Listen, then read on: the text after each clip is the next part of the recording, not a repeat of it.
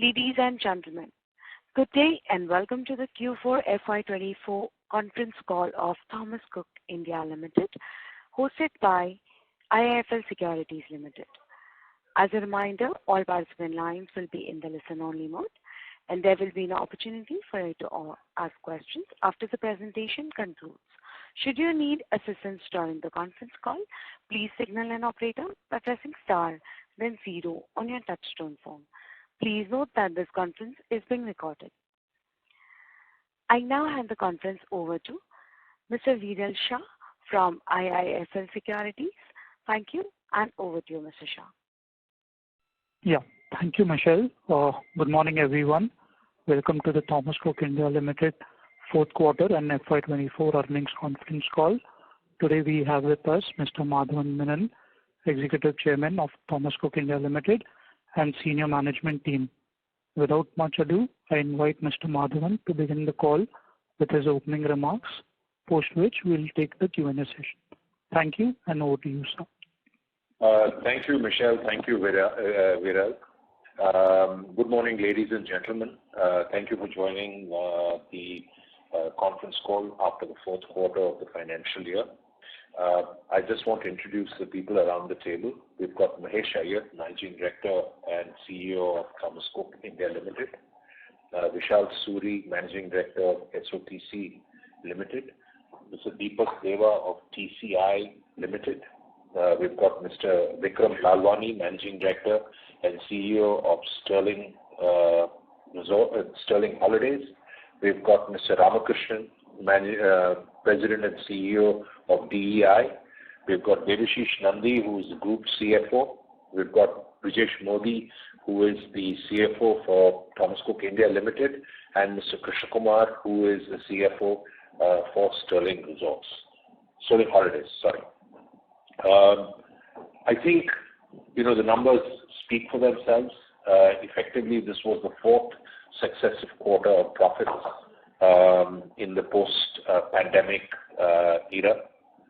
I think if you look at, be it income from operations at a consolidated level, for the quarter was 28% year-on-year. If you look at it from a full year, financial year 23-24, it was 45% year-on-year. If you look at the profit before tax, you're talking of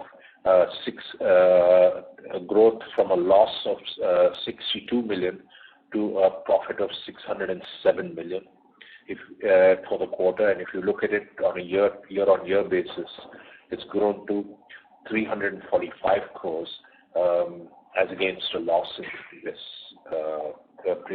same period in the previous year. Essentially, all businesses are back in profits.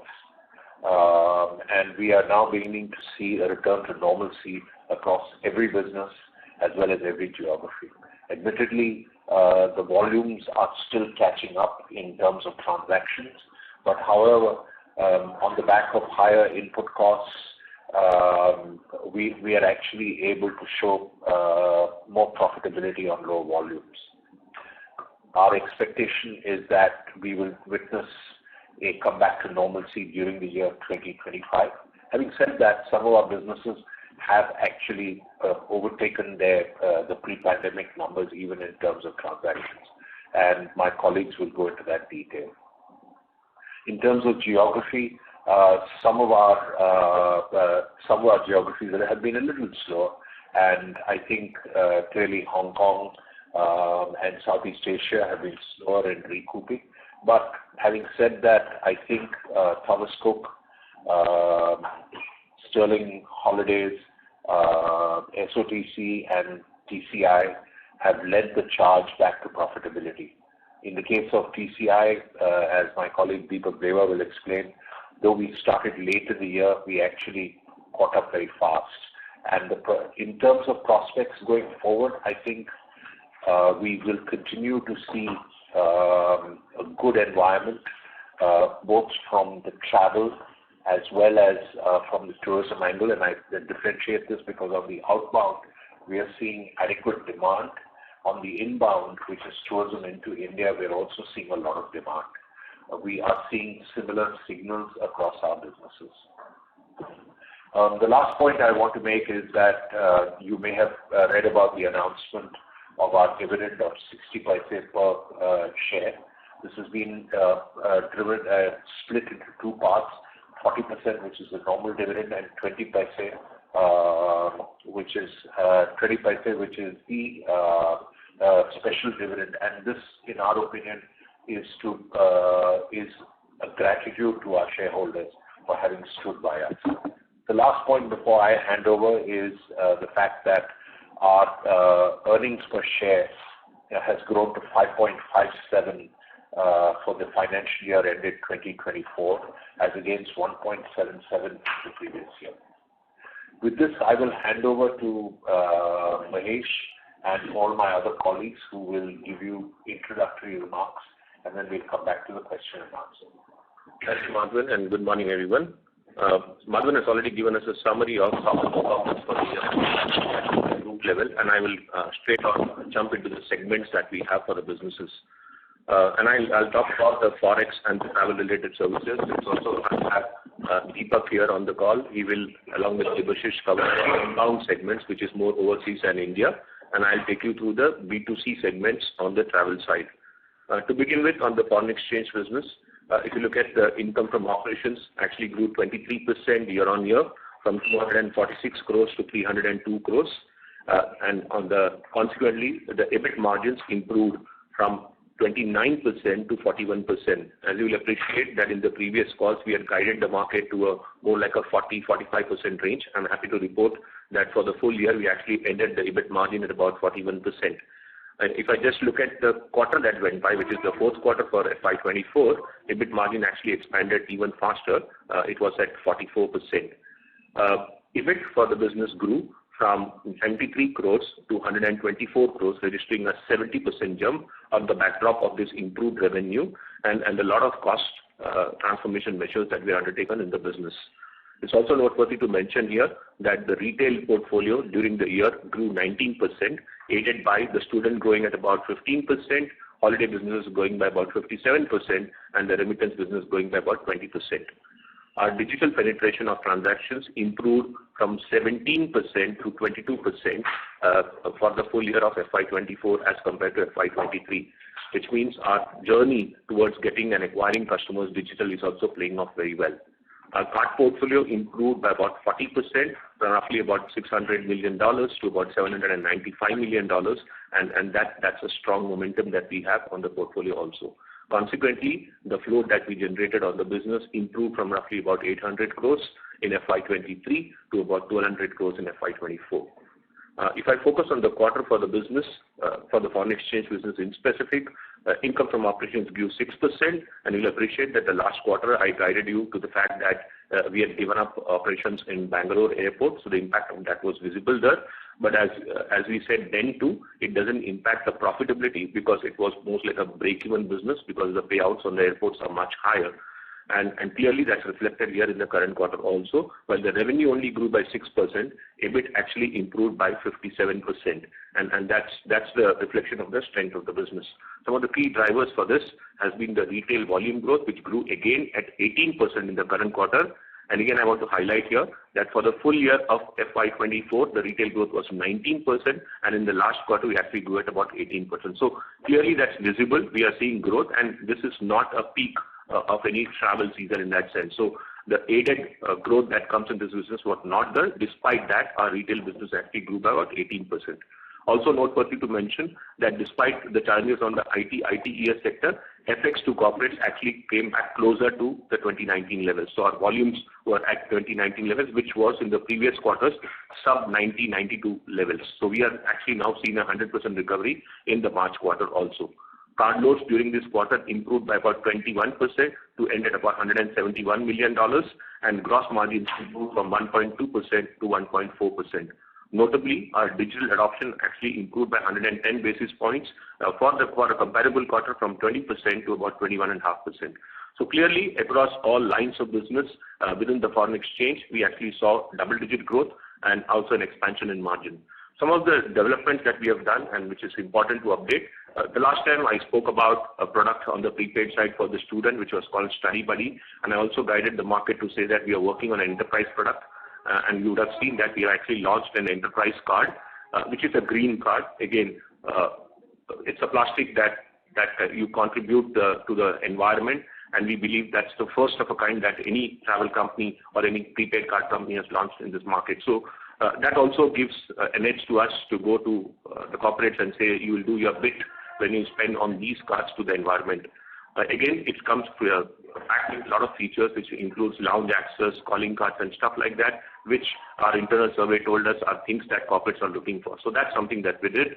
We also are currently running a grand Forex festival where people can participate and stand to win an Harley Davidson. So a lot of initiative on that front. Two big developments during the quarter, or rather just about in April, end of March and April, has been our video KYC. If you recollect, we spoke about Forex and delivery of Forex in 2 hours. An extension of that has been the video KYC that we have launched. This essentially means customers can now order foreign exchange from their convenience of their home, and if there is a currency involved, we'll deliver it to them in less than 2 hours.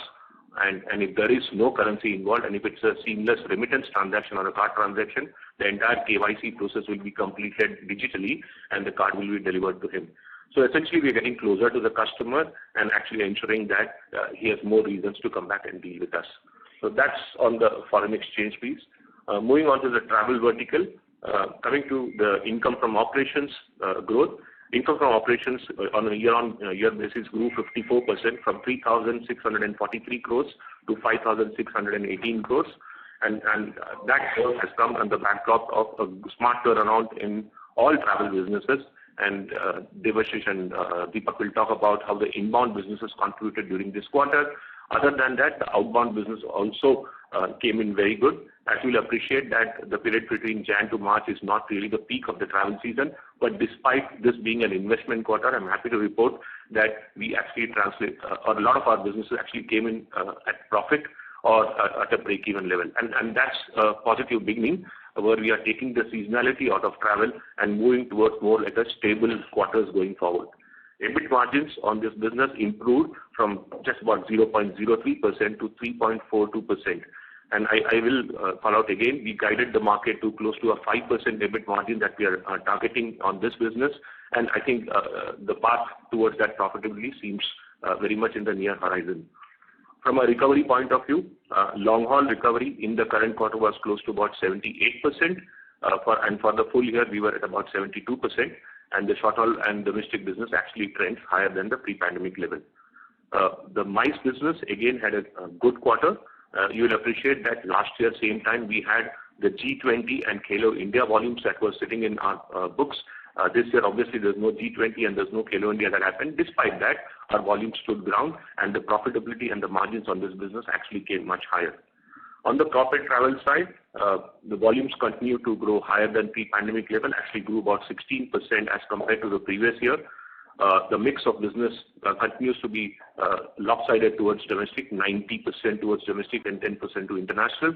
But from a value perspective, I think we are seeing the shift moving towards international. The international recovery is close to about 45% as compared to 42% in the previous quarter, and domestic remains at about 54-55%.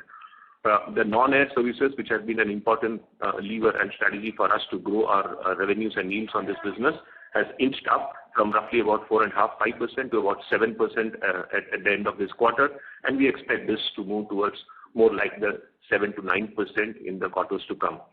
OBT adoption, which is an important productivity driver for us, has improved substantially. We have about 40% of our customer base now on online booking tool, which means now we have the ability, or the customers have the ability to issue their own tickets, and we can take that many hands of transactions.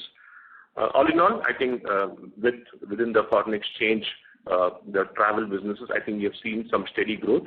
And as Madhavan said, our forward bookings for the current quarter on the holiday side looks promising. We have about 18% growth over the previous year at the same time, and we believe that we are in for a good season ahead. The impact of elections, what the states have gone through, we are actually visibly seeing a larger conversion, a larger amount of people coming back and converting. So our expectation is that this year we are going to see probably a longer summer. It may not end in June or first week of July. We will probably see this all the way running into August of 2024. On that note, I'd like to hand it over to Deepak to walk us through the inbound business, and then Devashish will take it on. Thank you. Thank you, Mahesh.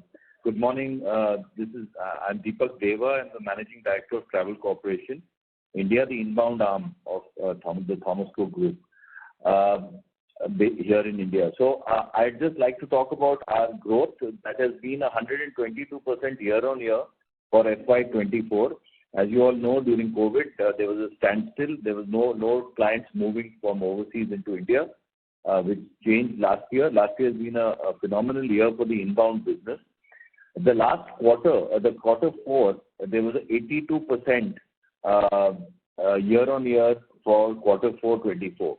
So I'm delighted with the way the business has moved.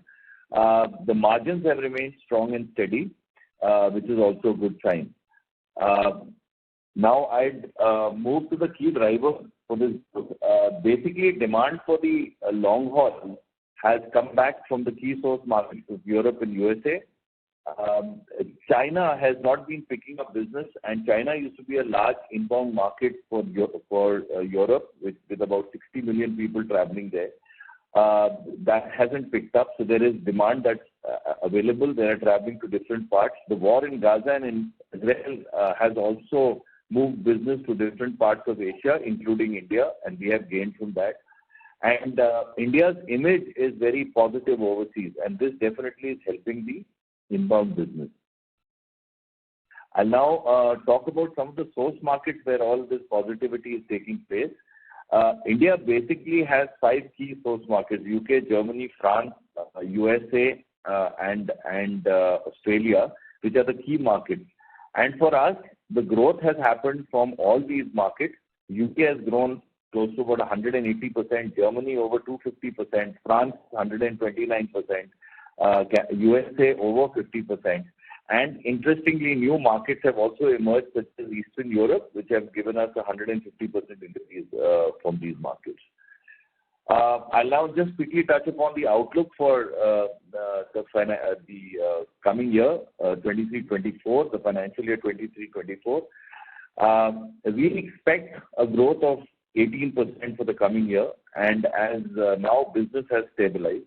Incredible India will soon be releasing a new campaign, and we feel that this will definitely help demand. We expect India to be Incredible India to really do a serious campaign post the elections are over. And last but not the least, being a long-haul destination, we need good airlines to bring people into India. And with Air India's investment of over 500 aircraft over the next year, especially the ones that have the new routes that are being opened in the next 12 months, will definitely help us with inbound tourism.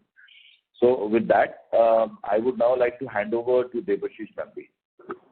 Thank you, Deepak. Good morning, everyone. So Deepak has taken you through the India inbound. I'll just take you through the international DMS or the international inbound part of it. If you look at the international DMS, they performed very smartly during the year. Overall, they grew by about 27%, and it's about 16% for the quarter. It is interesting to note that the international DMS segment now contributes to about 41% of the travel segment turnover. And this number used to be about 30% pre-COVID. So they have gone well beyond they have actually grown about 35% over the pre-COVID, that is 2019-20 numbers. Where is the growth coming from? It's actually coming from all over.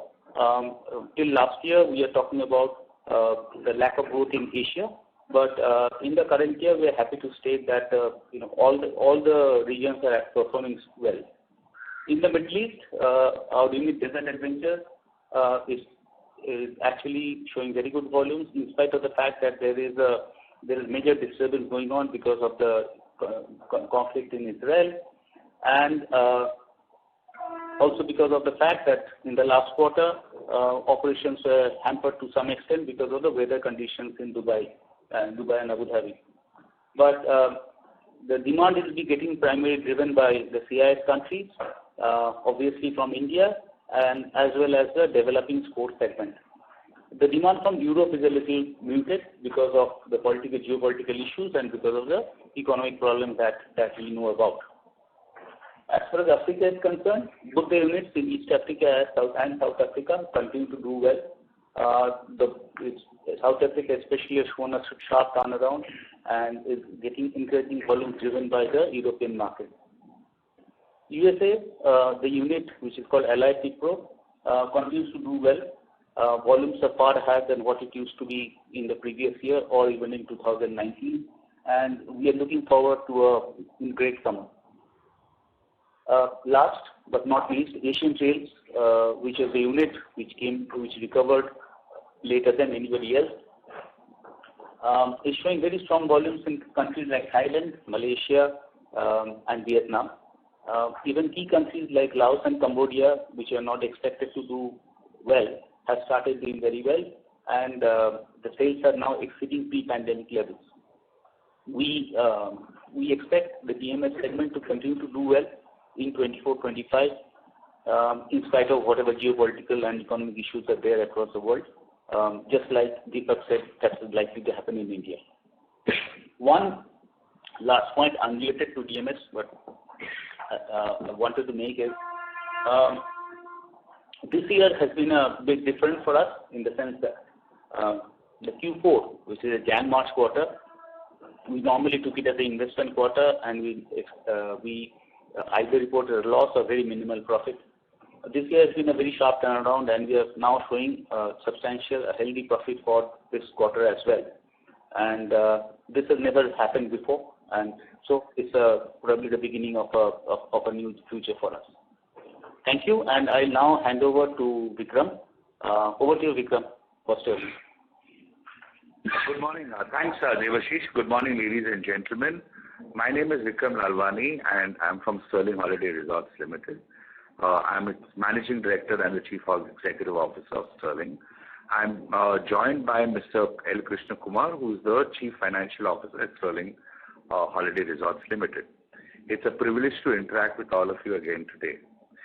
Sterling has delivered a strong performance in Q4, Jan-Feb-March, with a growth of 39% in revenues to INR 1179 million, driven primarily by the growth in ARR by 7%, increase in non-member occupancies by 9% from 62 to 71, and higher room inventories also by 12%. During this quarter, Sterling has also launched 3 new resorts, Atrapalli in Kerala, Pushkar in Rajasthan, and Sariska in Rajasthan, resulting in this increased room supply. Our food and beverage revenues also grew handsomely by 15% this quarter, as well as the sale of room nights by 13%. All this resulted in a growth in EBITDA of 67% to INR 451 million, with a very healthy EBITDA margin of 38% in this industry. Sterling has ended the financial year FY24 with its best ever results again for the second time in a row. Sterling grew by 24% over the previous years to INR 557 million on account of the growth in sale of room nights and resort spends. The EBITDA increased by 46% to close at INR 1711 million, while the EBITDA margins have also grown from 31.7% of FY23 to 37.1% in FY24. The operating free cash flow, OFCF, also grew by 6% year-over-year. With strong cash collections and higher margins, the company is also happy to report that we've become completely debt-free as on 31st March 2024. The company's focus continues to be to strengthen its presence in the hospitality space with a clear focus on organic growth in its current portfolio and adding new streams of revenues through asset-right expansions. As mentioned in the previous quarters, the company has also retired the long-term acquisition of long-term membership products in July of 2023, and despite this, the company has been able to deliver a strong growth-oriented performance in FY24 because of its direction towards hospitality. Sterling also continues to leverage its technology-based proprietary distribution channel, Sterling One, to ramp up occupancies from various source markets in India in the most scalable manner without adding fixed costs. We have over 4,500 active partners, resulting in a total of 25% of the room nights sold in FY24 without adding any incremental fixed costs again. Sterling has also re-engineered its back-end ERP and the front-end property management systems in FY24 in line with the requirements of the hospitality industry with cloud-based scalable solutions for future expansion. With the company's focus and direction as mentioned above, we are also happy to inform you that exit Q4 FY24, Sterling has remained profitable for 15 consecutive quarters. We are also glad or delighted to keep you informed that we have for the second consecutive year been featured as the best of the best in customer ratings in TripAdvisor. Our brand has been featured for Sterling Khana in the boutique hotels category and is rated as the top 1% globally out of 8.6 million listings. And this is second time in a row. 26 of our resorts have been recognized as top 10 globally. This apart from the coveted recognition that Sterling's Alapi resort received in the Travel Plus Leisure for the best domestic resort during the past year. This is testament to the growing strength of the Sterling brand. Sterling shall continue to expand its portfolio, and we have a healthy pipeline of over 20 resorts in India to be added in the next 15 months. The company shall continue to focus on balanced and a strategic expansion on an asset-right model. In FY25, the company shall continue to focus its stride in the hospitality space and leverage opportunities for both organic growth and expansion. With continued favorable macroeconomic factors, we continue to remain positive even into the FY25. Thank you. Hi, good morning, ladies and gentlemen. My name is K.S. Ramakrishnan, and I am the MD and CEO of Digi Photo and Technology, DEI. A warm welcome to this call, and thank you very much for being patient hearing all of us. Our quarter-on-quarter from 2024 versus 23, we've had a 5% growth, 222 crores in 2024 versus 212 crores in 23 as a quarter. On the year, we've had a 17% growth on the full year, which is from 789 crores to 922 crores. Some of the things that worked in our favor on the growth have come from our revenue has grown at 5% rate despite some of the low margin sites predominantly in USA and China. Saudi operations have started earlier than what we had planned for, although they're small in nature. The new partnerships that we have signed up with the largest in the quarter were 17 partnerships. We've renewed 22 partnerships during the same quarter, and we also have started testing the pilot version of our new technology VC as we're going around. I'll tell you more about it after I finish the year's assessment on our performance. On a year's performance, I think we have totally covered 50 new partnerships in the year 2024 against 2023, and we have renewed 34 partnerships in the same time. It is noteworthy to mention that in the last quarter, it has been the most robust quarter from our portfolio renewal rate. More than 73% of our portfolio has been renewed in less than the first quarter itself, which makes it more viable to look for new partnerships in the next few quarters. Also, in KSA, in Saudi Arabia, we've started operations in 5 sites, and that has the potential of doing about 21 crores in a complete year. The biggest spurt of growth in new business was in Indonesia, particularly with the Taman Safari route, which is a large group that we acquired, with revenues to the tune of roughly about 35 to 40 crores. Again, this is from an overall perspective, the outlook looks extremely healthy. We have increased our focus on the GC opportunities, mainly Saudi, Qatar, and Egypt to follow. We are also been expanding further on profitable Asian markets, but our margins are better. So Indonesia, as I said, and Malaysia are 2 places where we have a lot of traction happening. with the overall imaging platform we see, our new technology, we have been successfully been able to do our MVP version, our minimal viable product version in Maldives, and has been running pretty smoothly for the last 2 months. The enhanced version with all the more B2B features is under the UAT as we speak. We have new features like FR and auto editing and payment integration, mobile web-based instant claim that will really help us in expanding our portfolio and making our margins a bit better. After successful monitoring, this will be ready to release in the end of second or early third quarter of this year. That's all from my side. Thank you very much. Michelle, you can go ahead and take the questions, please. Thank you very much, ma'am. We will now begin the question and answer session. Anyone who wishes to ask questions may press star and 1 on their touchtone phone. If you wish to remove yourself from the question queue, you may press star and 2. Participants are requested to use only handsets while asking a question. Ladies and gentlemen, we will wait for a moment while the question queue assembles.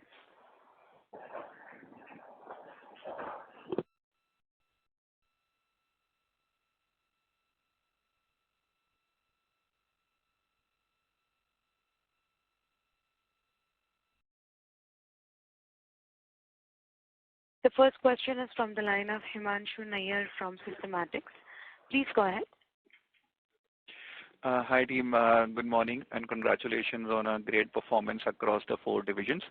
So I had a couple of questions. Firstly, while the trajectory of the other businesses is quite well understood and appreciated, I mean, if you could give us some more color on the Forex business specifically, because we are seeing soft growth but record margins there. So as we build in estimates for this business, what should we look at? Should we look at the 4Q trajectory as a more steady trajectory for the business, or FY24 as a whole? Would that be a good benchmark to have? Himanshu, hi, Mahesh, and I'll take that question. I think first to begin with, I think we've been saying this, it's a large business. Annual volume on this business is about $3.5 billion. And we've always guided saying that this business can grow at about 10 to 12% year on year. And that's the kind of growth rate we're talking about. Specifically talking about the current quarter that went by, as I said, the retail volumes have grown by 18%. So there's absolutely nothing wrong as far as volume is concerned. Because there is an election that's going to come, we've seen a little bit of drop on the wholesale side of the volumes. And as we have been saying, wholesale is not a focus area for us. Our focus has been building scale on the retail side, whether it is the student market, whether it is the remittance market, whether it is the corporate, or whether it is the holiday product. So I think we are taking strides on those segments. And my expectation continues to be that the retail business will continue to grow at high double-digit numbers. Corporate portfolio will grow at about 12-15%, and overall business will grow at about 10 to 12%. The sweet spot on this business is the gross margin that we operate at, and the closer we get to the customer with a lot of our digital initiatives, my expectation is the margins will continue to improve. We have actually seen a 20 basis point improvement in an overall gross margin, but if you look at the retail margin in specific, it's actually improved by about 25 basis points. So clearly the trajectory for growth is very strong, and with a lot of digital initiatives that we have put in place, I expect this to continue to ride for the next few quarters. Understood. Got it. So second bit was on our overall near-term and FY25 outlook. Now that we have seen broadly a normalization in our businesses for most of the segments, do we expect for FY25 a mid-teen sort of growth for the entire business, or with some normalization still pending, as you said, on long haul, etc.? Should we expect a better number in FY25 and then normalization of the trajectory FY26 onwards?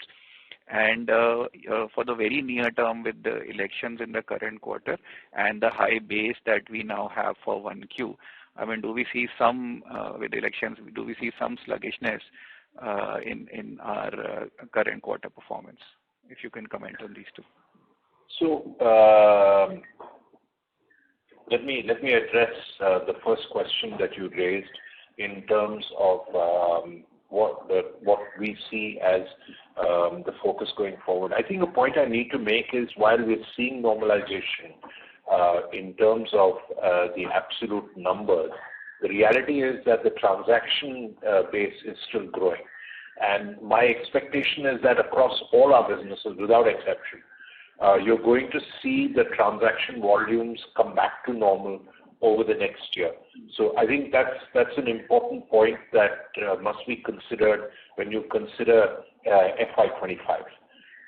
The second aspect that I want to mention is that the objective of each of our businesses is to sustain margins.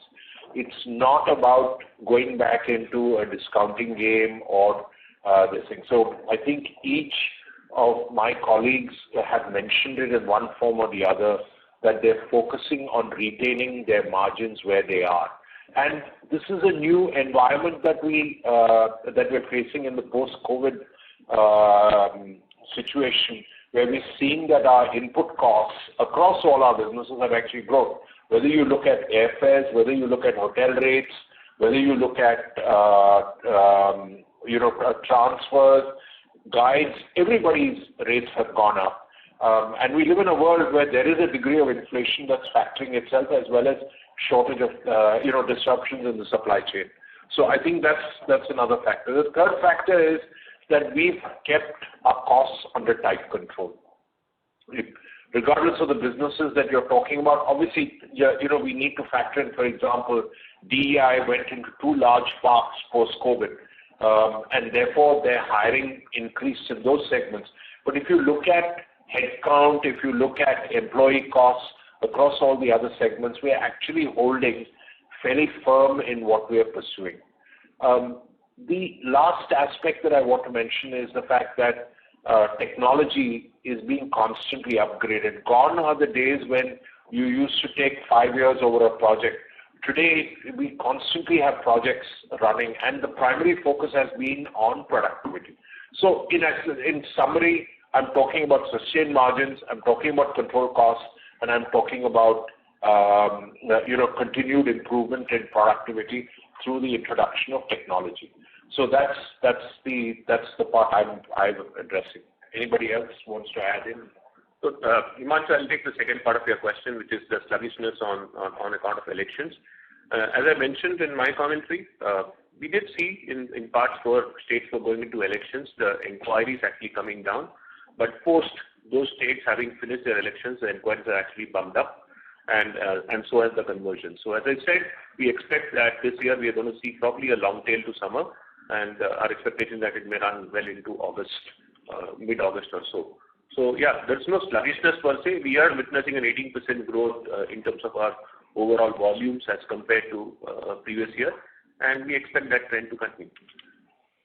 Understood. Thanks for this. And final question would be on the capex. We see 104 crore capex number for the year. If you look at the cash flow statement, so if you could just give a broad breakup on where we are spending this money, and going forward with our asset-light strategy, I don't think we'll be spending this much going forward next couple of years. So with the strong cash generation, any color if you can give on future capital allocation plans, if you've thought about that. That's it. Yes, Himanshu. Hi, Debashish here. I'll take that question of yours. So this year, the spend that we have seen is largely on technology, especially in 2 key units. One is DEI and the other is Sterling. DEI, as you know, is embarking on the next phase of sort of technology improvements. They are completely, upgrading their technology. Or I won't say even upgrading, it's a completely new technology that they're introducing, which will be available to them later this year.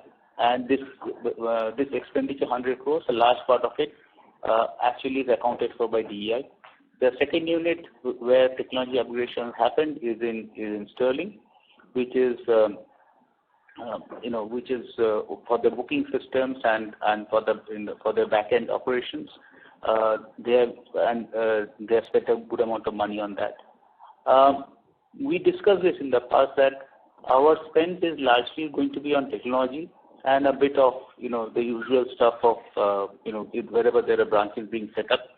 We haven't done too much of branch setup this year, but our capex is not expected to be in this range. We expect it to go down because most of this technology development that spends happen once in 3 or 4 years. So we don't expect to maintain this level of spend in the years coming. Let me just, this is Vikram here, let me just step in also for Sterling and add on to what Debashish has said. You're right. In sterling, what has happened, yes, our future approach is currently asset right. We are adding on new hotels and inventories on the basis of either revenue shares, leases, or management contracts. The capex that we had spent was about 10 to 15 crores during the year. That was primarily one apart from amount towards technology, but a larger part of the amount was actually towards upgrading our existing products, our existing rooms, repairing our existing rooms, and upgrading our existing rooms. Because as you've seen in the entire shift that has taken place, we are getting new customers in the hospitality space, and we are competing with the rest of the brands.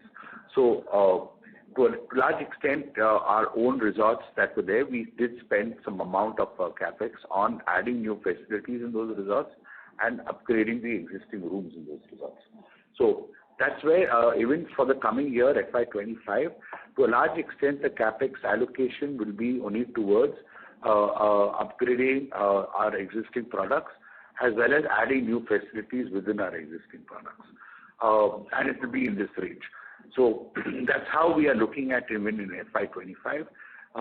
Going ahead, we could possibly even evaluate a couple of greenfield projects, but that could be towards the end of FY25 or FY26. So that's why, so from a sterling perspective, I thought I'd add that on. Yeah, I can add a bit from the DEI perspective where this technology change, like Debashish mentioned, on an average in the world has changed price of once in 3 years. In our case, we're changing it after 7 years. In fact, we've been very patient to make sure that we build something that's completely ahead of the curve as we're doing. And as I mentioned in my earlier conversation, we are changing into an FR-based solution. So any guest that comes to a park doesn't need to take a ticket or anything to go off. He can just go and instantly access his images on his mobile just by his facial recognition. So a large part of it that's being done has been done in 24, and there's some more that will be done in 25. But we believe that this will be robust and working for us for the next decade as such. Great. Thank you. Thanks for the detailed answers, guys. Thanks and all the best to you. Thank you. Ladies and gentlemen, in order to ensure that the management will be able to address questions from all the participants in the conference, kindly limit your questions to 2 per participant. Should you have a follow-up question, please rejoin the queue. Thank you. The next question is from the line of Pratik Bandhiya from Girik Capital. Please go ahead. Yeah, hello sir. This is Dhaval this side. Thank you for the opportunity. Great set of numbers. Couple of questions from my side. First is on the recovery compared to the pre-COVID time. So India outbound in FY19 was around 2,600 crores. By when you think we can get back to that number? Yeah, that's my first question. So, Dhaval, hi, this is Mahesh. 2 parts to it. I think you must look at that India outbound in 2 parts. There is B2B and B2C sitting there. The B2B is represented by the MICE part of it businesses, which is SOTC and Thomas Cook both representing that part. As far as that part of the business is concerned, we are already trending ahead of the pre-pandemic, in fact, 15-20% ahead of the pre-pandemic. If you look at the holiday side of it, B2C part of it, over there are 3 sub-segments to it. There is short haul, domestic, and long haul. As I mentioned, short haul and domestic is already trending to the pre-pandemic level, and the long haul is where the recovery is sub-par or sub-pre-pandemic. For the quarter ended March 24, we were about 77-78% to the pre-pandemic level. Our expectation, as we have guided before, is that FY25 should see more like 100% recovery to the long haul. I will also call out here that we are seeing some trend changes. The long haul is getting redefined in some form. We are looking at people who are taking more shorter breaks. So whether it will remain now to be defined as long haul or it will be visible in the short haul growth is how we have to start looking at it. And as Madhavan alluded to it, look, while the input costs have gone up and the overall volumes look great, there is still a lot to do in terms of count of transactions. And I think the number of customers who deal with us and all that is coming back. Our expectation is that FY25 should see that recovery. Interesting. Thank you. My second question is on sterling. So we're doing phenomenal there. The tailwind is also helping us. Now, going forward, is we increase the, will the margin trajectory be broadly in this range? If we change the models to, more greenfield resorts rather than the partnership model, what we're doing right now. So what is your sense on the margin side? And also, at any point in time in future, would we think of demerging Sterling and listing it separately? Okay, Vikram, let me take the first part of the question. Now, generally the margins in the hospitality space is about 35%, right? And in fact, several brands are vying to get towards 35% margins or better, and we have already reached that particular level. Now, and even going forward, it will be in this range of 34 to 36%. I think that's a right range to actually be in. So that's to do with the entire margin set.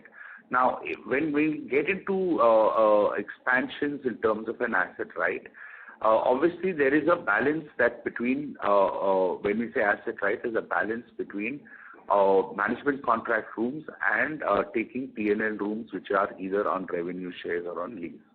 So that's the balance we will continue to maintain so that we are able to maintain this EBITDA of 34 to 36%.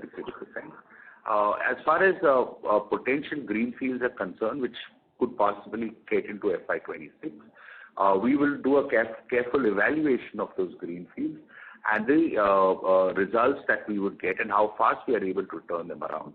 And then I would be able to comment on that. So that's my answer to that question. Okay. The occupancy rate. Dhaval, the second part of the question will be addressed by Madhavan. And then you can finish your question, Dhaval, then I'll answer. Sure, sir. So the occupancy rate is around 61%, and we are also aggressively adding a lot of rooms. So would that number be at this level for 25 as well? Your thoughts on it? Okay, good question, because we keep adding on inventories, and as you're aware, in the leisure space, depending on seasonality, it does take time to ramp up the new inventories. But having said that, I will clearly state that we do have a headroom in occupancies. Typically, leisure occupancy should be at about 65% through the year because of the seasonality factor as well. So we do have a headroom in occupancies, and to that extent, we are looking at even bridging and that headroom gap that we have and getting into faster ramps. So to that extent, our headroom is still available to us for future growth as well, both of the current properties within our portfolio as well as the new ones. So to that extent, we have an opportunity there. Okay, wonderful. Yeah. To answer your question, if I give you any answer, it will be speculative in nature. So let me say that there is nothing planned at the moment, and that's where we stand. Okay. Great. And just last thing, what will be our ROC for Sterling for 24? I'll have to just get back to you on that. Just give me a minute, all right? So we can try to proceed, and I'll come back on that. No, I'm done with my question. You can just answer it during the call then.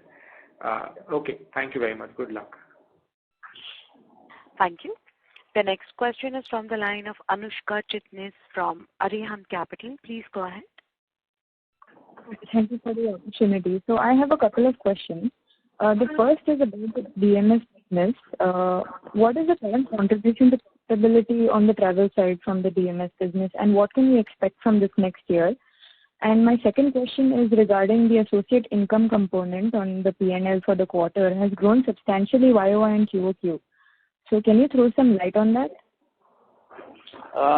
So, Anushka, Debashish here. So on the DMS, as I think I mentioned this when I spoke, that DMS now contributes to 41% of the turnover for the travel segment, which used to be about 30% pre-COVID. The business has grown about 27% during the year, so it's effectively improved its contribution as percentage of the overall mix substantially during the year. Your second question is on the breakup of the associate income for For the quarter or for the year? Sorry, I missed that. Are you talking about the quarter or the year? Yes, sir, for the quarter. For the quarter.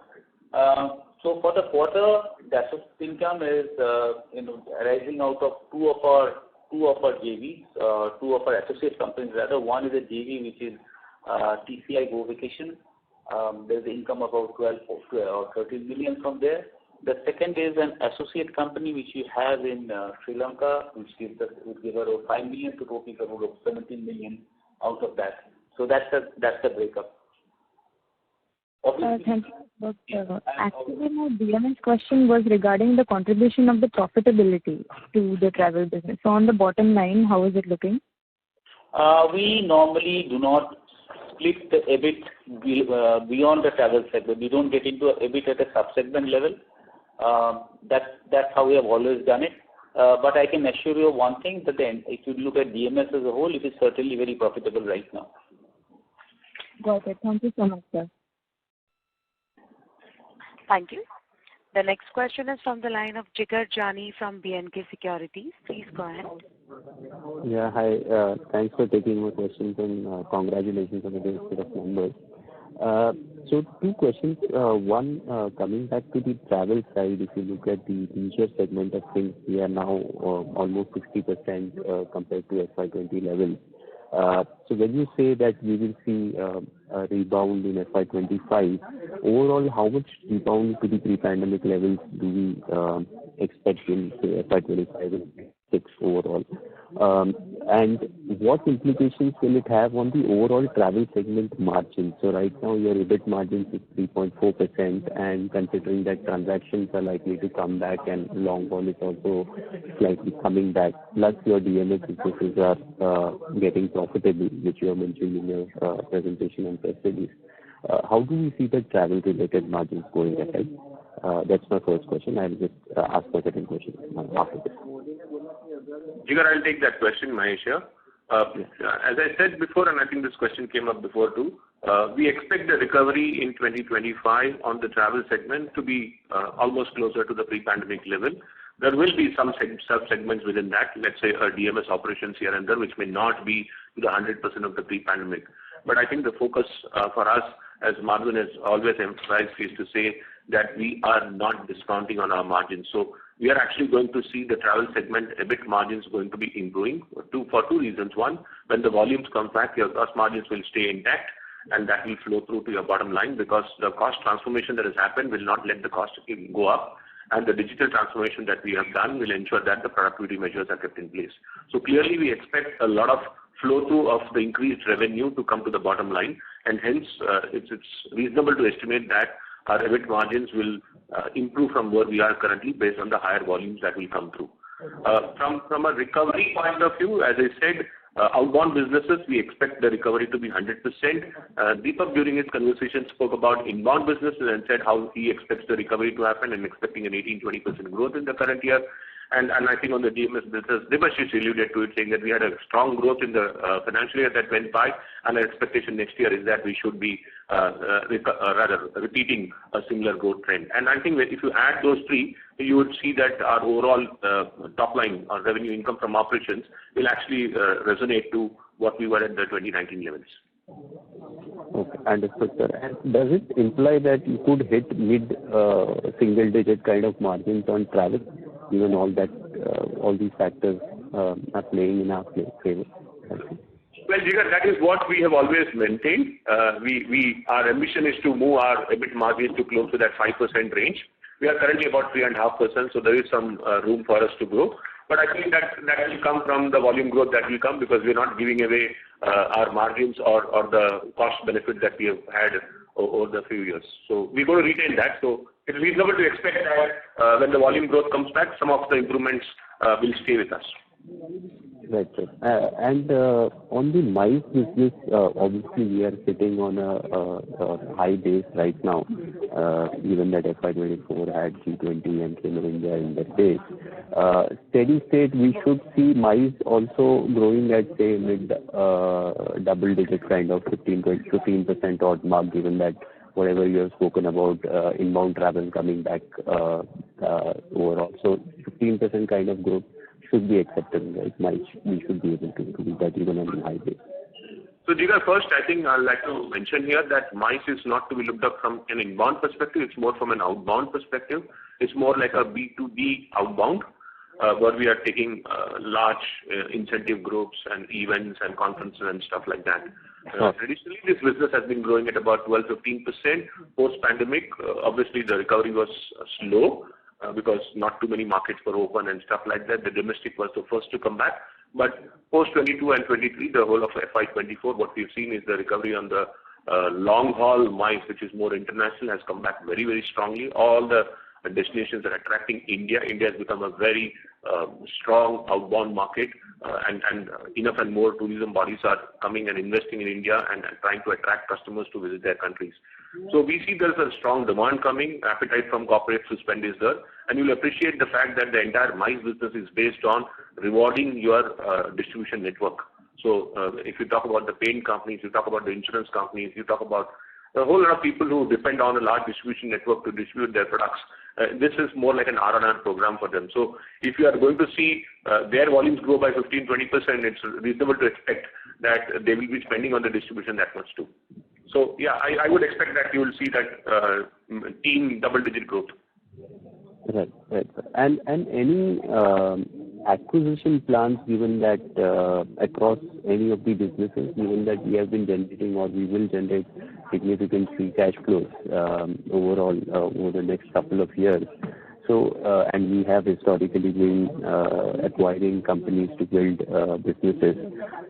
Any plans in the near future as of now? Not really, Jigar. I think, you've seen the pandemic did have an impact on us. We took a bit of a hit on our balance sheet. We're back into the cash generation cycle. Our objective is to start building the cash on our balance sheet, and we'd like to conserve some cash.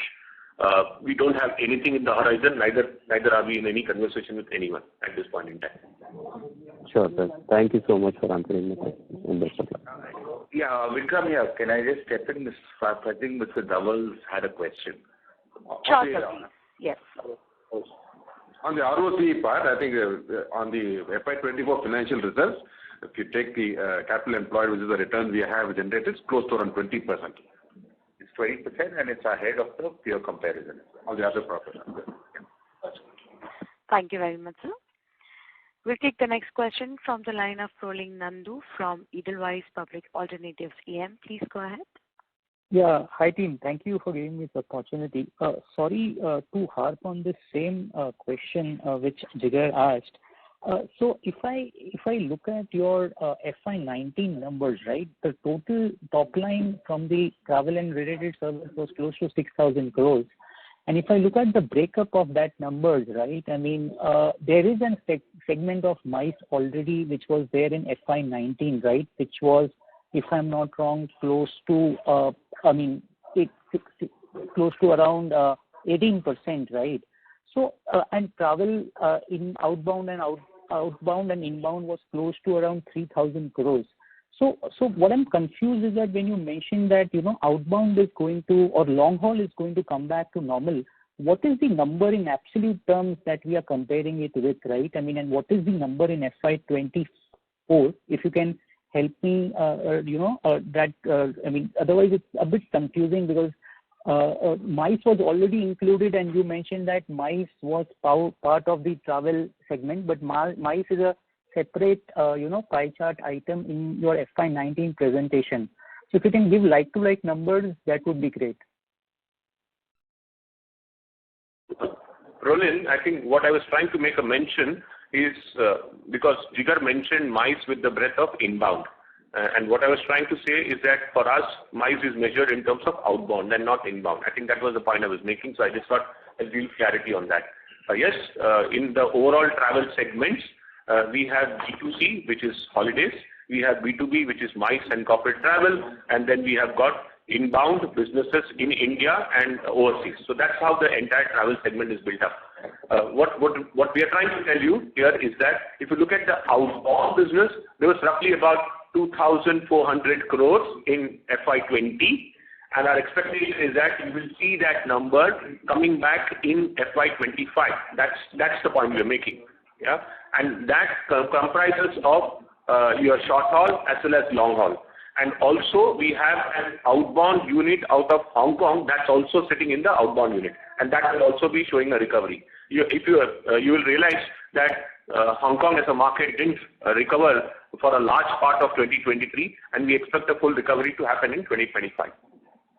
Sure. And what is that number? If I get your point, I'm looking at that 2,400 crores. What was that number in FY24 for the like-to-like comparison? We were roughly about close to 1,400 crores.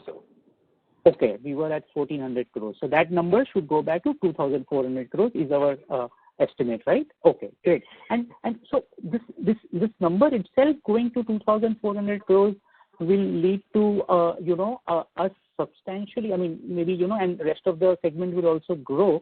And we are on an overall total basis, right? We have 5,600 crores of top line. We were 6,000 crores in FY19, and maybe similar kind of 5,700 numbers in FY20.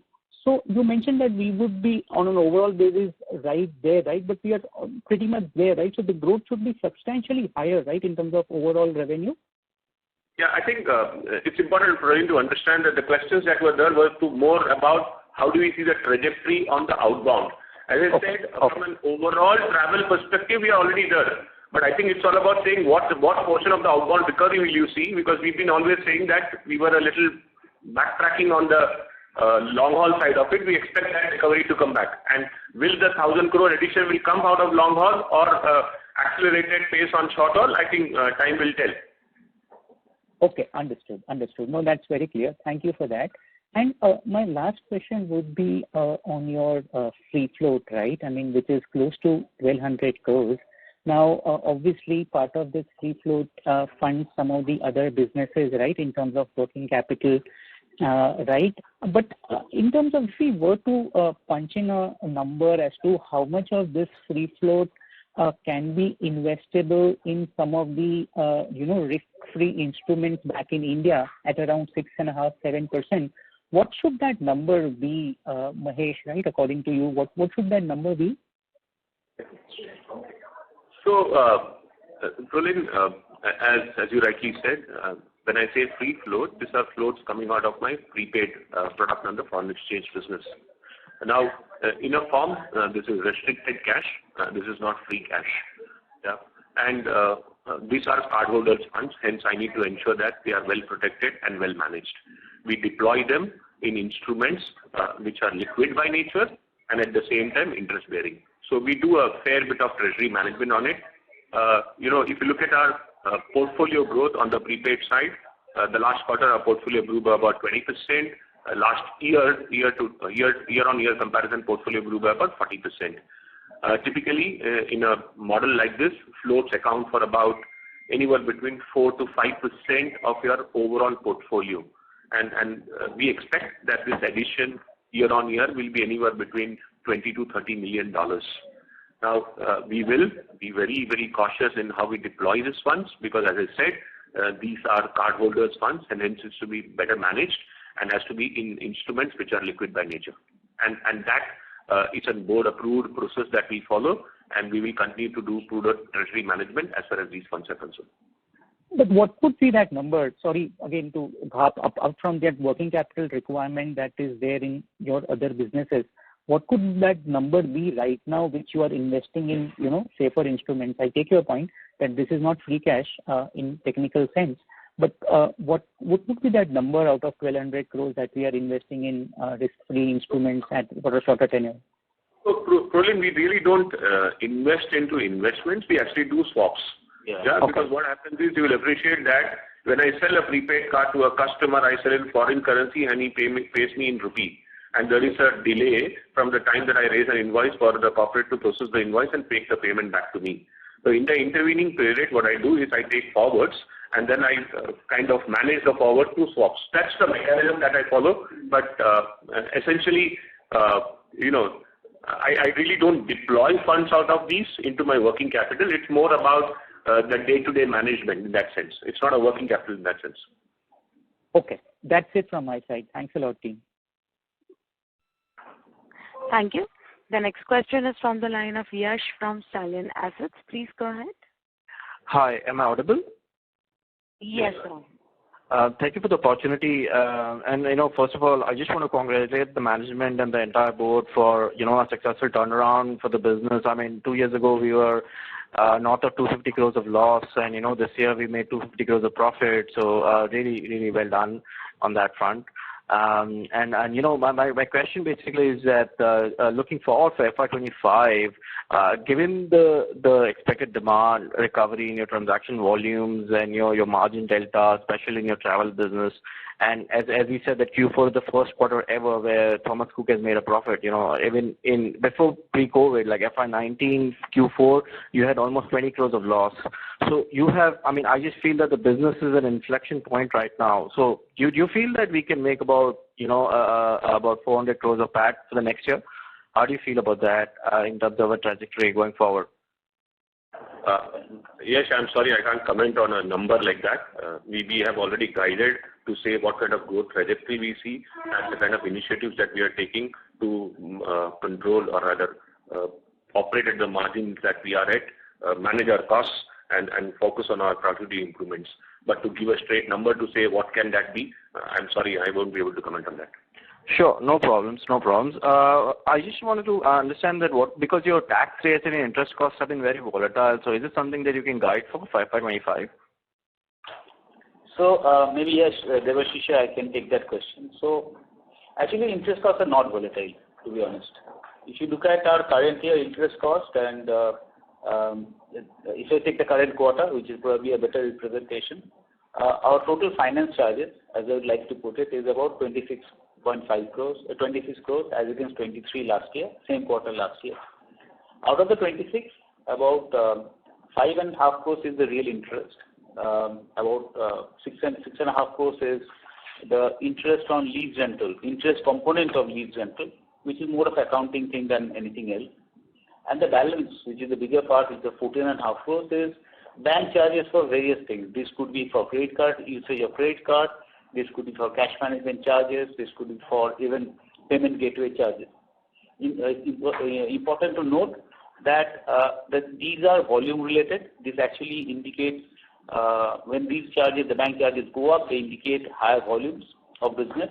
And most of this is actually recovered from the customer because, for example, payment gateway charges or credit card charges are actually recovered from the customer. We don't bear it. So going forward, we continue to see a reduction in interest. For example, same quarter last year, against the 5.5 crores of actual interest, we had paid 8 crores. The bank charges actually gone up from 12 crores of last year to 14.5 this year. That indicates the increase in volume. So at the overall level, yes, the overall finance cost will keep on going up. But it really indicates improvement in volumes rather than charges for working capital. Okay. And what about your tax rates? Do you think we can have like a normalized 25% going forward, or how do you look at that?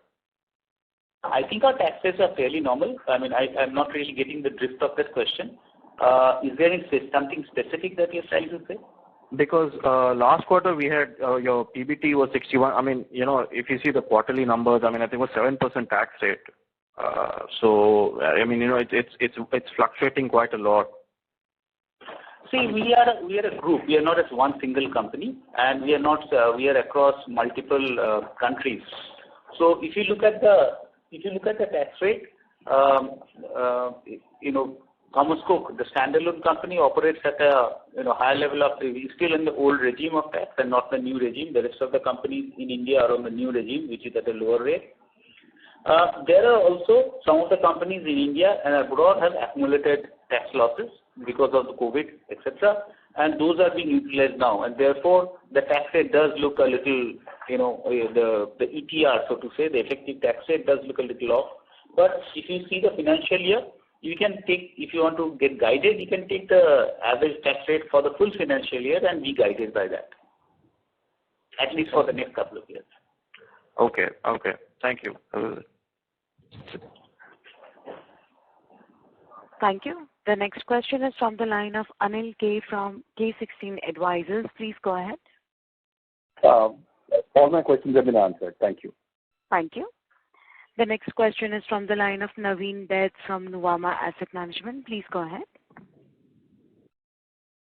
Thank you for the opportunity. Could you give some sense on what could be the growth and margin outlook on the DI segment? On DI. Ram, would you like to talk about the outlook for DI? Sorry. Yeah, my phone went on mute. I'm sorry about that. Can you hear me clearly? Yeah. Yeah. So on the outlook for DI, as I said, we have increased focus on the GCC, mainly Saudi, Egypt, and Qatar. And in the UAE itself, there's some more opportunity to grow. We also are expanding and looking at more profitable business in the Asian market, mainly Indonesia and Malaysia. Indonesia and Malaysia has been with us, and in the last year, post-pandemic, we've seen a rapid opportunity of growing. There's a lot more outlets are opening there. So those are two main areas. Our focus is to increase our offerings and differentiate ourselves from the rest, which is where our technology piece is coming in. And our tech piece, and this is very important for us, this is where we're deploying all our energies towards, because the entire mode of transaction is going to reduce in time by at least 70%. So average transaction time that takes today, say assume 3 minutes, can be done in less than about 40-50 seconds. So, and also in this technology, we're adding mobile-based instant claim, which is currently when people go over, they take the pictures, we offer them, they see it on a screen, they can buy it, and they can go home and then download it. With the new technology, it will be instant downloading on their mobile. So which means when we capture the picture, it goes up on cloud, we do the enhancements, and comes down in less than 13 seconds into the phones. So that we see as a huge opportunity going forward. Although all of this will take time and has gestation, we are deploying the solution, so we see a full-blown benefit of this in the next year, precisely. Okay. Thank you. Thank you. Thank you. The next question is from the line of Akshat from Flute Aura. Please go ahead. Hi, thank you for taking my question. So most of my questions has been answered, but just want to understand the seasonality for FY25 in travel and related businesses. So I was going through the previous numbers. So FY19 Q2 was the best quarter in terms of revenue, and Q1 and Q3 were kind of similar. So going forward, how can we assume the seasonality for travel and related segment? So Akshat, Mahesh here, I'll take that question. That used to be traditionally the model. April to June is the peak of the travel season, coincides with holidays and vacations in India, and outbound is a large part of it. Similarly, MICE used to also peak out during this period. So you used to see a bulk of those volumes coming in. And those were also the periods when the DMS entities were not to their full scale. So when you look at it now into 24 and 25, you will find that volumes from DMS will come, and there are seasonalities that play out for them too. But the new trend that we are seeing is that holiday is actually now becoming a 12-month affair. And as Debashish mentioned in his closing comments when he was talking about it, that this is a new quarter for us. For the first time, we've actually seen FY24 last quarter, which traditionally used to be an investment quarter, has turned out to be profitable. And we believe that this is a new way to look at the businesses. And our belief is that with customers now choosing to take shorter breaks, multiple breaks, travel is going to be less and less seasonal. And we will have to wait out for maybe 1 or 2 seasons to see as to how it plays out. But current trend actually tells us that it's going to be less seasonal going forward.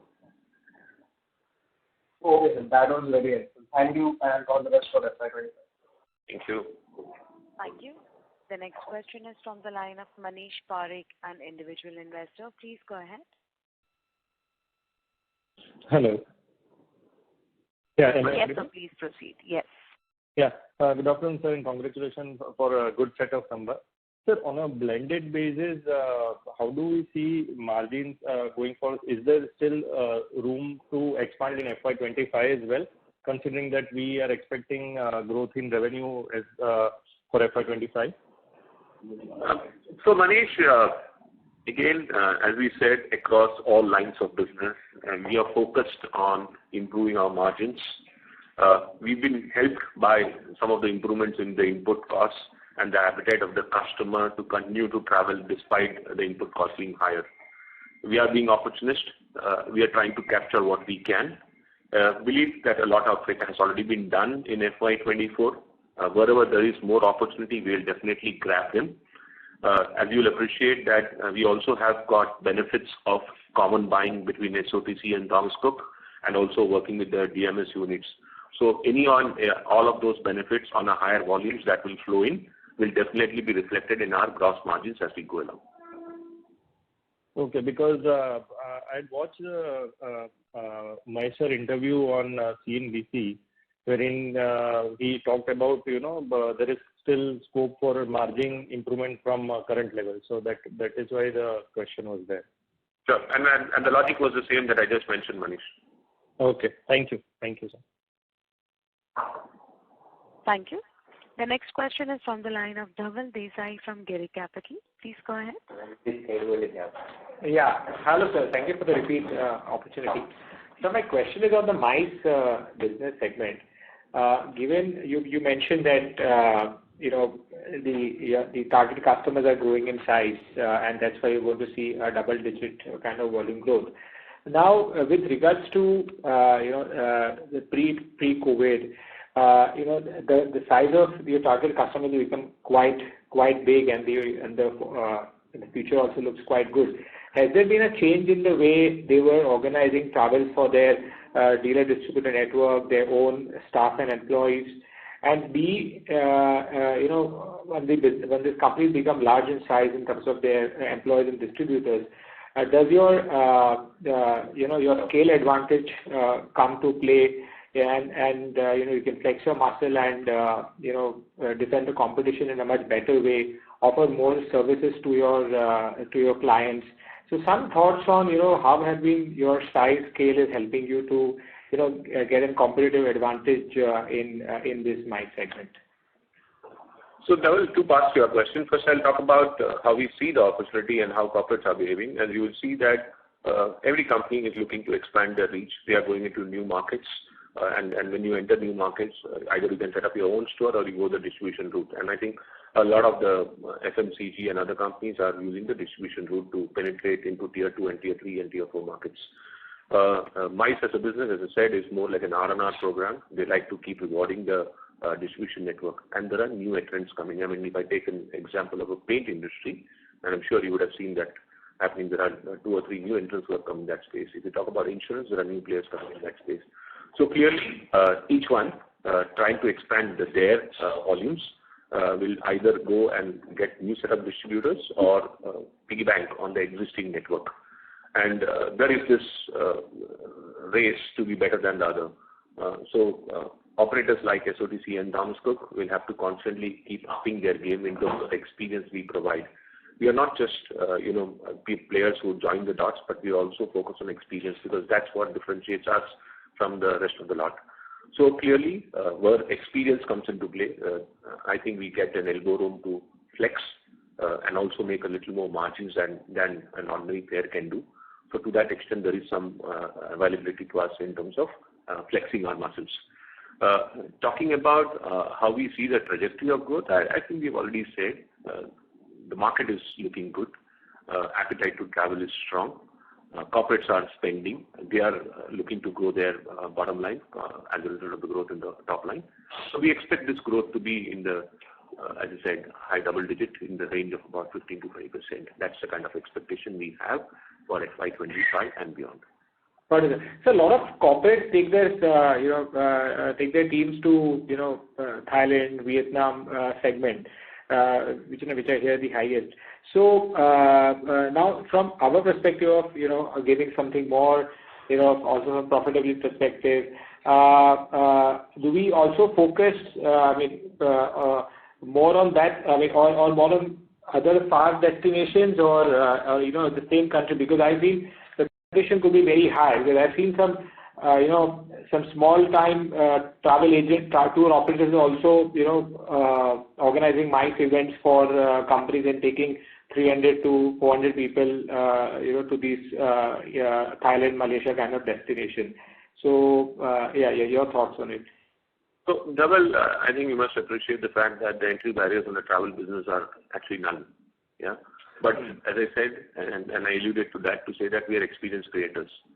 You may probably get a group of 100, 150 from a corporate getting into Thailand. You can probably manage that. But when you want to create that experience onto a place called Iceland, you want to create that experience in a place, New Zealand, you want to create something 30 feet down under in Maldives, I think it requires a specialist like Thomas Cook to be able to create that. And that's what our core competency is. So we know our space that we play in, and corporates also evaluate us. It's all about saying that you need to operate with someone at the first time, see what he delivers on ground, and compare it with somebody else. And please bear in mind the distribution network that we are talking about are not distributing only to one, but they distribute multiple companies' products.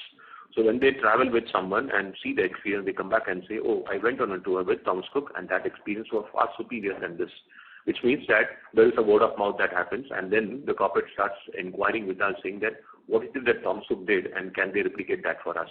So that's how the business is built. It's more relationship, it's more experience driven, and we are trying to focus on that. Wonderful. Okay, thank you very much, sir. Thank you. Ladies and gentlemen, this will be the last question for today, which is from the line of Meet Shah from Finovate. Please go ahead. Hello, ladies and gentlemen. Good morning. Congratulations on a great set of numbers. My question is on two of our business segments that may go through disruption, that is financial service and Digi Photo. With more and more adoption of UPI and now UPI is going global, how will our product differentiate UPI and why an individual will use Thomas Cook's Forex card over a UPI? Also, nowadays, with the advent of technology, camera quality in the smartphones has improved a lot. So the service which Digi Photo provides can be easily replaced using smartphones. So why any individual will use our service? Meet, what I'll do is I'll take this question in two parts. The first part on Forex, I'll take it, and the second part of the question, I'll put my colleague Ram to answer that. He's been running this business successfully for the last 15 years, so I'm sure he knows the success formula there. Coming to foreign exchange and UPI, you'll appreciate, yes, UPI is going global. It's operated in the, I would say, cross-trade transactions.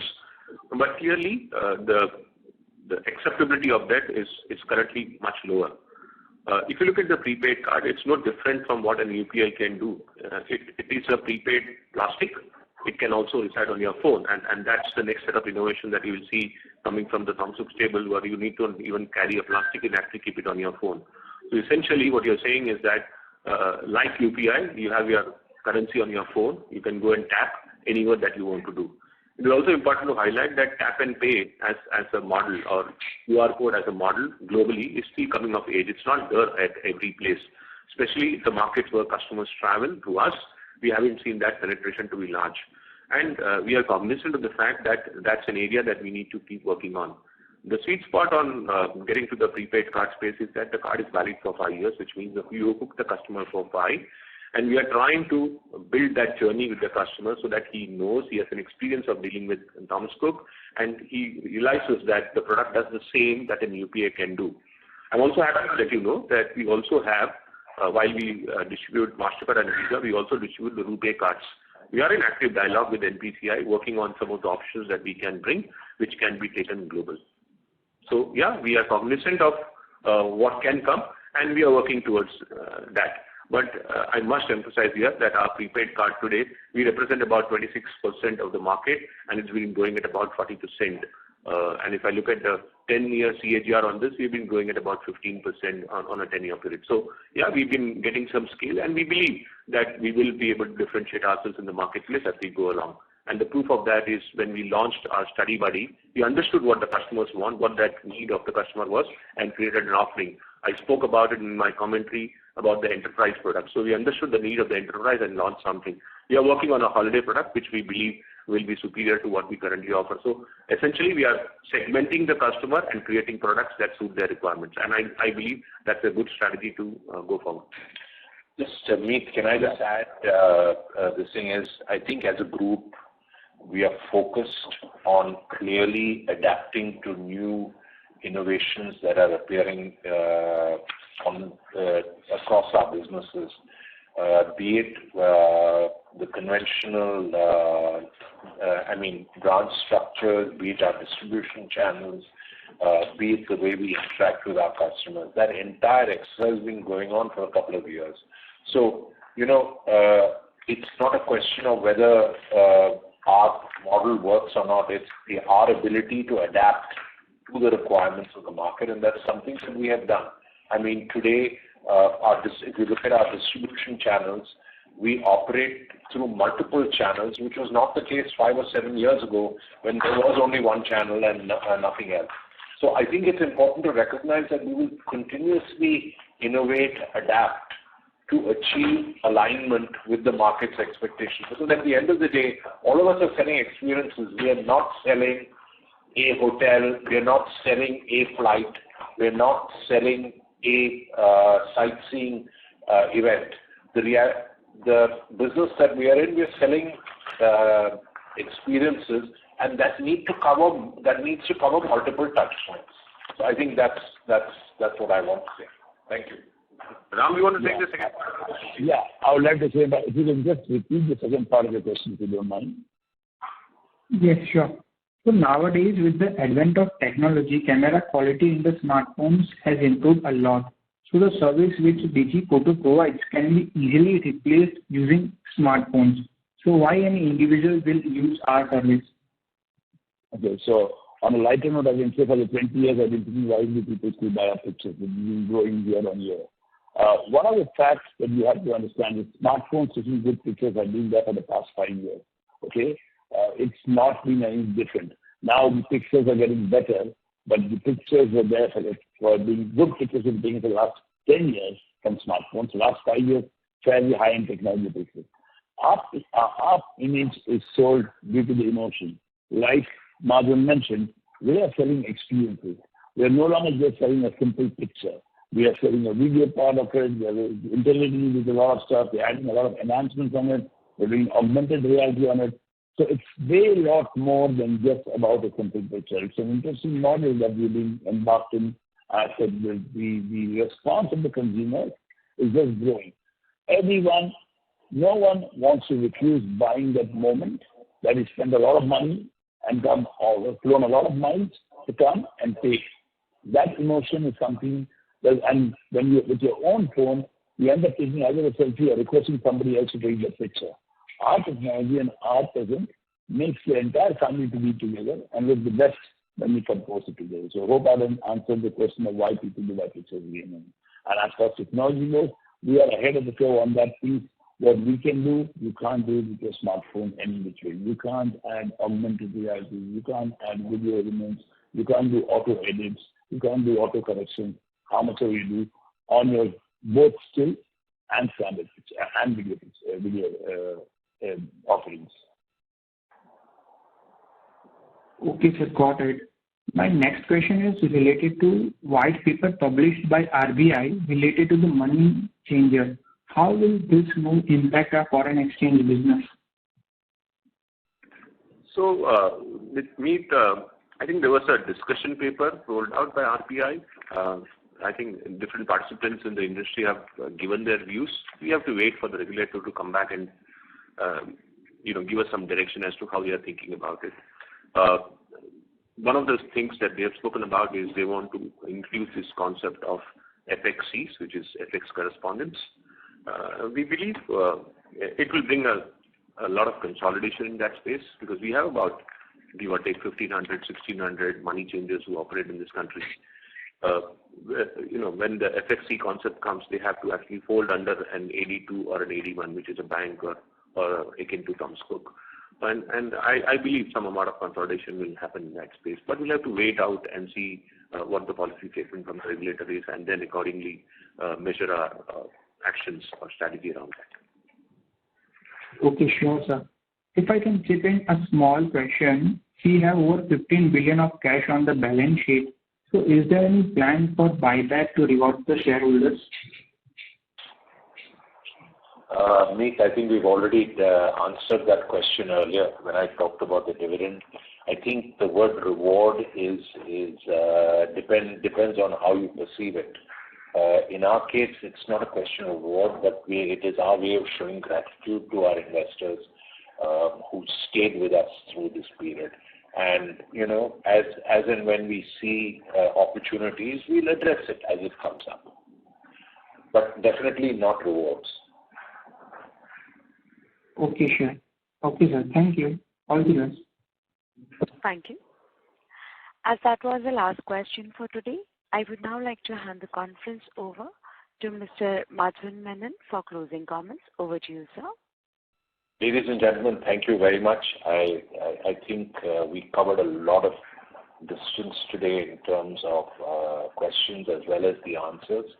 And let me just conclude by assuring you that we are very focused on cost management. We are very focused on margin management and keeping our technology constantly upgrading our technology so that we can stay apace with the market.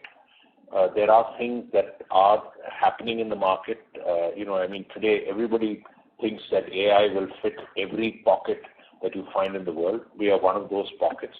And we'll have to review it and understand how it's going to impact us or how we're going to implement it. So I think there are a variety of opportunities out there, but right now our focus is to get our business completely back to normal across all the segments that we operate in. And the reality is we operate in multiple geographies as well as multiple segments. With that, I thank all of you again. Thank you very much. Thank you, members of the management. Ladies and gentlemen, on behalf of IIFL Securities Limited, that concludes this conference. We thank you for joining us, and you may now disconnect your lines. Thank you.